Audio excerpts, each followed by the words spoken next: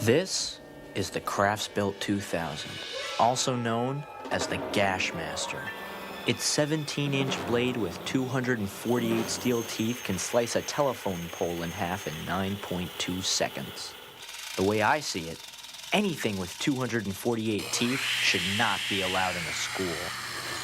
If you screw up using the Crafts-Built 2000, or the Nordtron F7 grinder, or the Impreg rotary lathe, best case, you'll go home minus a thorax.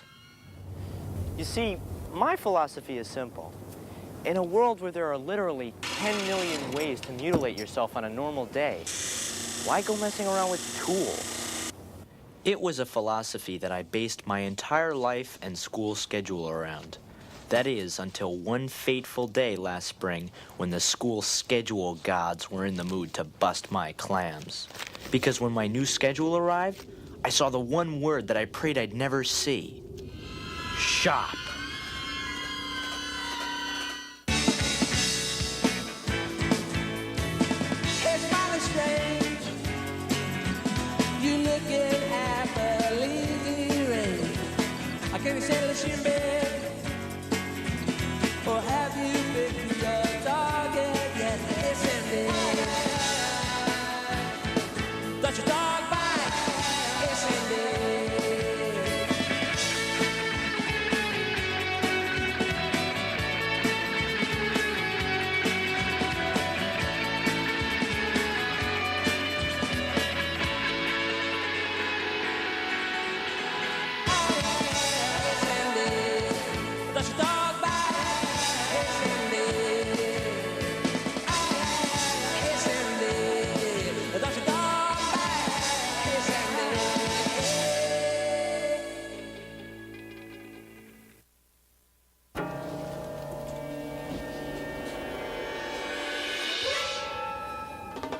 Tools.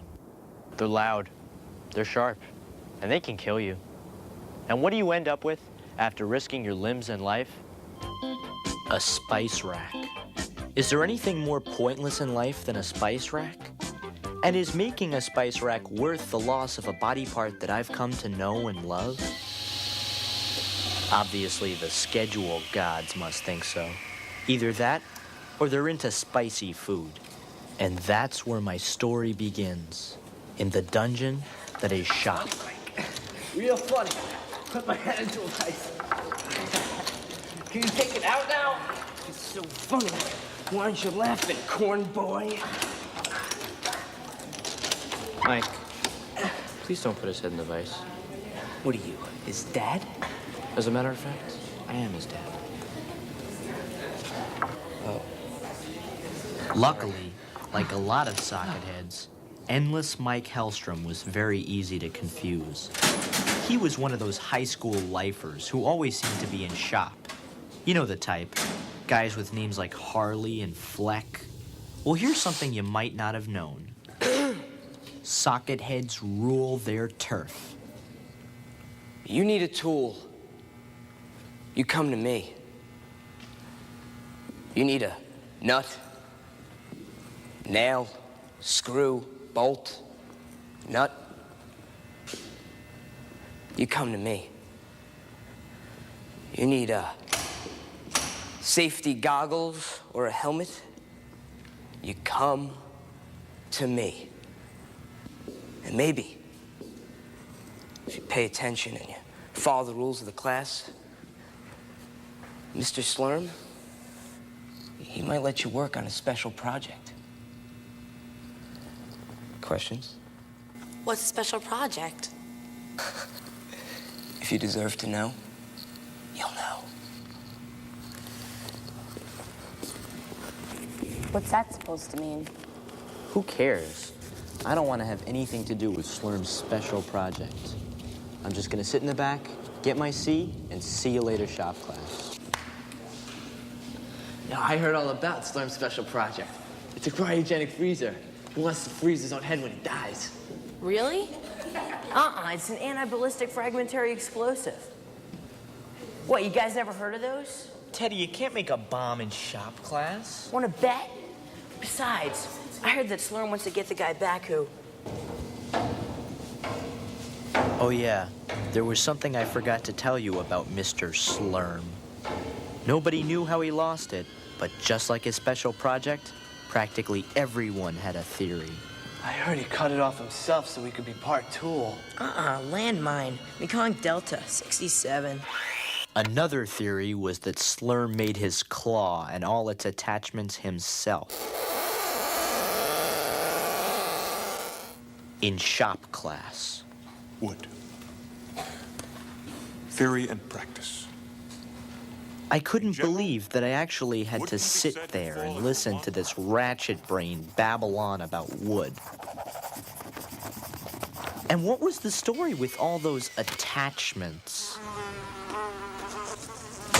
And I couldn't figure out whether everyone else had been lulled into a hypnotic trance by Slurm's sideshow, or if they were seriously into it.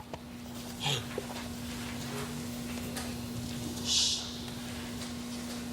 Perhaps you could tell us the most sullen wood we've discussed so far, Mr.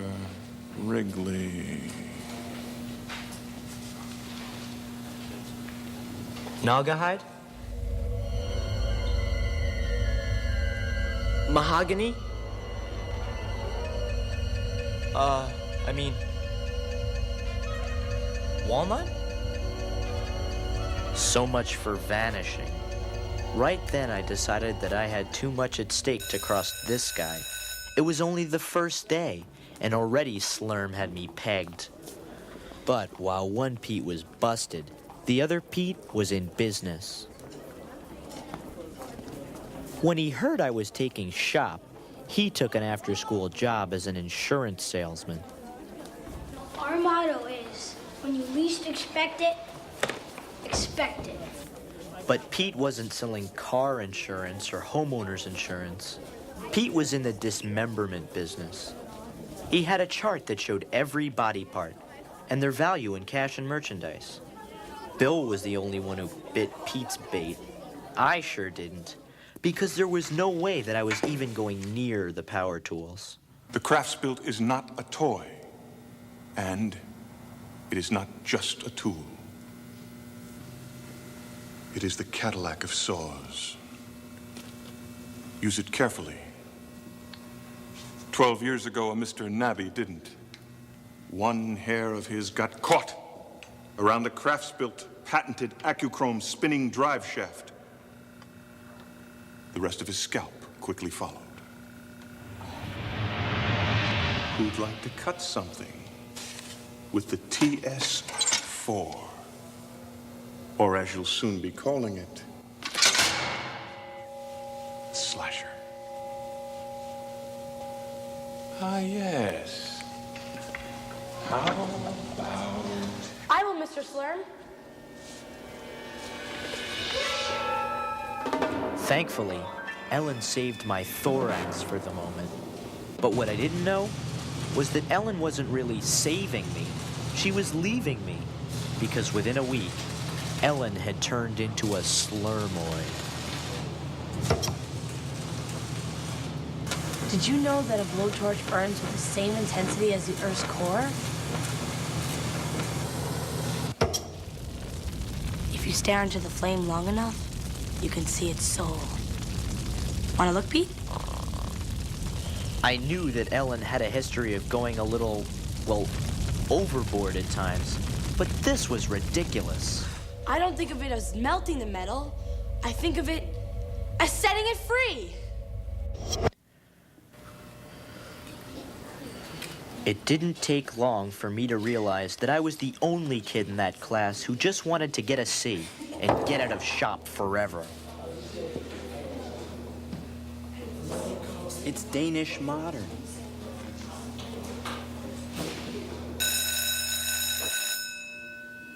That is, until our midterm projects were due.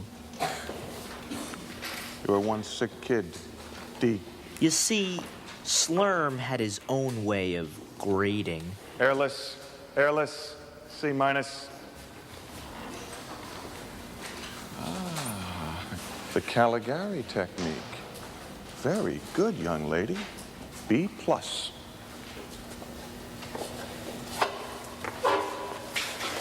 liked it, Pete. Maybe I'll get to work on a special project. I can't believe you want to work on that thing. Why not? It would be an honor. An honor? Are you kidding? Slurm is a...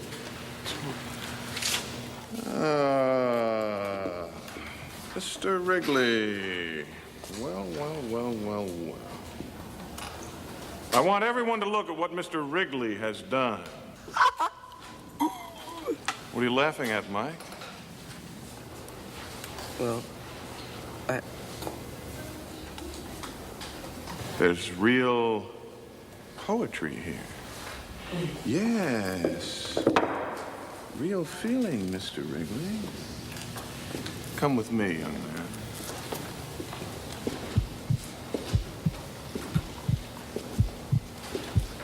You'll sit here till the end of the term. But... You're going to be part of my special project team, right alongside Mike. him? Him? For the rest of the semester, Mr. Wrigley, you and I are going to be one.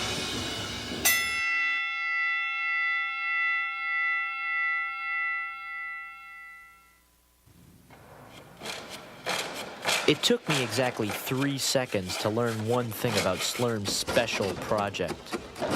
There was nothing special about it. Use the chop saw and make me a circular form. And this time, Mr. Wrigley, don't hew the edges. I had become Slurm's personal power tool. I sawed, sanded, drilled, hammered. Every day my limbs were in danger.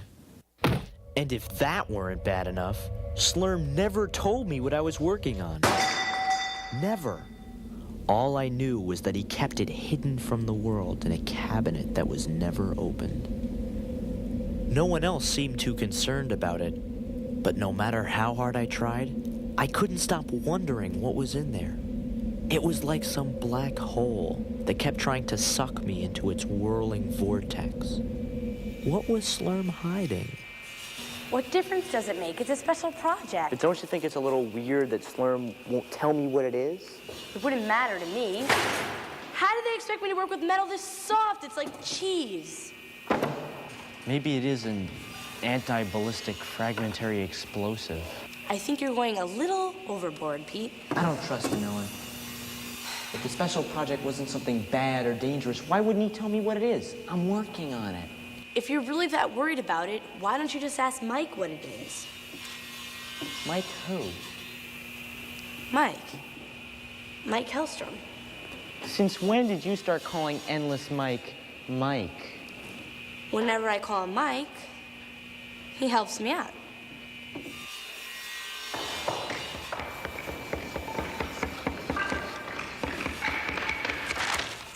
Mike! Oh boy, that craft belt sure does ride like a Cadillac, huh? So, can you believe what Slurm has us making, huh, Mike? Nice try, Carrot Head. How about cutting me a 2x-a-ply? Thanks, Sawboy. So much for the my friend Mike approach. I thought about going to the police, or even Vice Principal Lergner, but I had no evidence. They would have just laughed in my face. Somehow, I had to sneak a look at the plans to the special project. I knew I couldn't do it alone, so I decided to get by with a little help from my friends. Mr. Slurm, there's somebody outside who needs to see you. To make sure my scheme went smoothly, I took out a little insurance. Sir, may I have a moment of your time? No, you may not. You'll be sorry. It was a policy I knew would deliver. Getting Slurm out of my way was the easy part. It was diverting Endless Mike that made me a little squirmy. Corn. Our research shows that 47% of all people who experience one misfortune will experience another. Ah, jeez. I'm sorry. I guess I should have used the chop saw, huh, Mike? Didn't I tell you never to cut against the grain of the wood? Didn't I?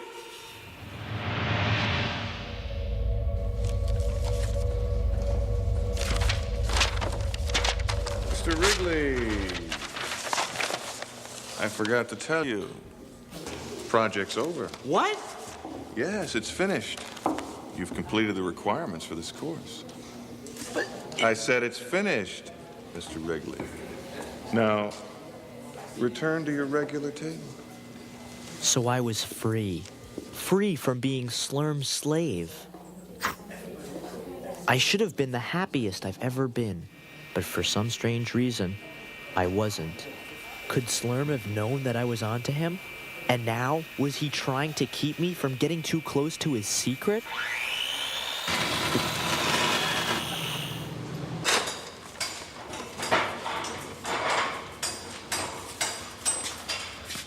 I just couldn't shake the sinking feeling that I had helped Slurm build something evil. Who knows what that twisted psychoid had me working on?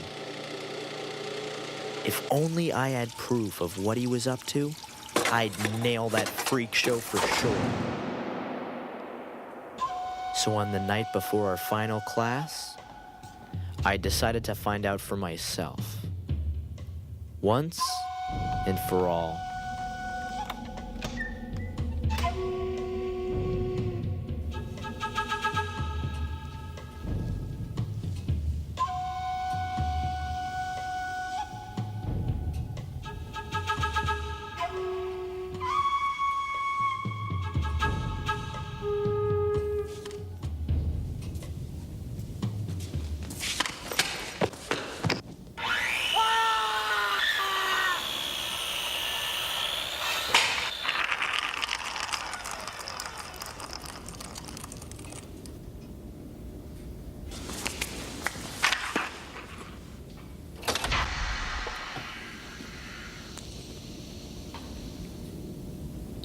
Who's there?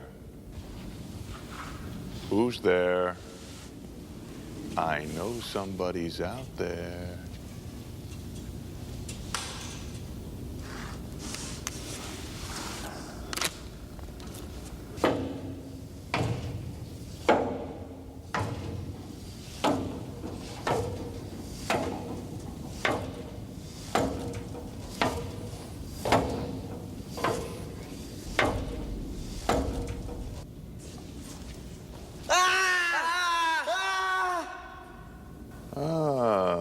Mr. Wrigley, I've been waiting for you. Good. Because there's something I want to talk to you about. I demand to know what I've been working on. You demand? Come into my office, Mr. Wrigley. Sit down, Mr. Wrigley.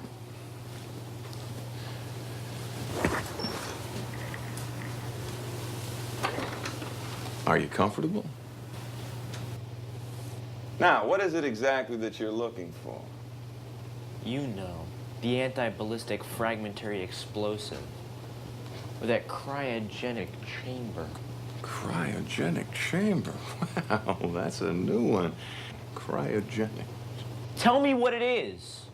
Relax, Mr. Wrigley. Calm down. Are you comfortable? Stop asking me that. Well, I want to know because I am very comfortable. I have been ever since you finished building this air conditioner for my office. That's it? An air conditioner? That's the special project? Oh, Mr. Wrigley, give yourself a little more credit. This isn't just an air conditioner. Look, it has 3 settings. Low, medium, and over here we have high. I prefer medium. You feel that?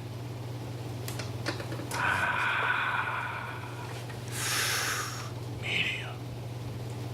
But That's not fair. Fair.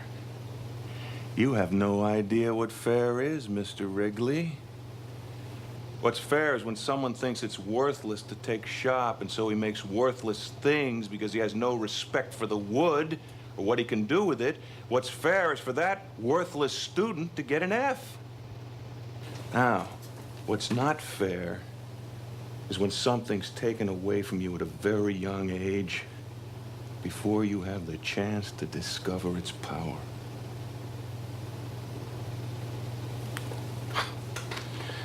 Every year there's one just like you.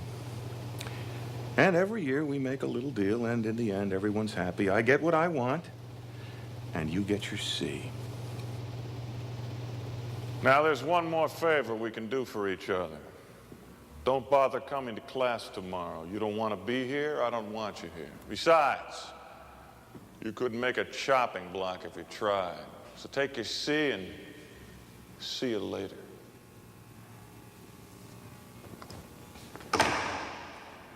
Wrigley, what are you doing? Making something. Well, make sure you turn off the light after you make it. And, Mr. Wrigley, don't forget to turn off my air conditioner when you leave. Don't worry, it won't hurt you. I worked like mad all through the night. And as I worked, I couldn't help but think about, well, everything. Mr. Slurm, his hand, the special project, and the feeling of being worthless in someone's eyes. But I knew the truth. Pete Wrigley was better than that, and it was time for Slurm to learn it too. The next morning, I was ready to get the grade I deserved. Metal never looks as lovely as when it's been set free. Excellent job, Miss Hickle. A.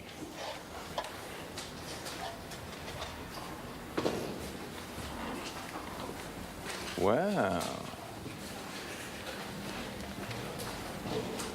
Mr. Wrigley. It looks like you've used the 5/8 bit here. 7/8, sir. Oh, yes, I can see that. And this was cut with the Craftsbuilt 2000. Just the base. Really? On a piece that narrow? I could never get it to do that. Nice touch, Mr. Wrigley. B+. Okay, so maybe I didn't exactly slay him, but at least I proved that I could do it. And I guess that's what Mr. Slurm wanted me to learn all along. He just had his own way of teaching me. And even though I still think that tools are loud, sharp, and can kill you, when you make something you're proud of, sometimes it's worth the risk.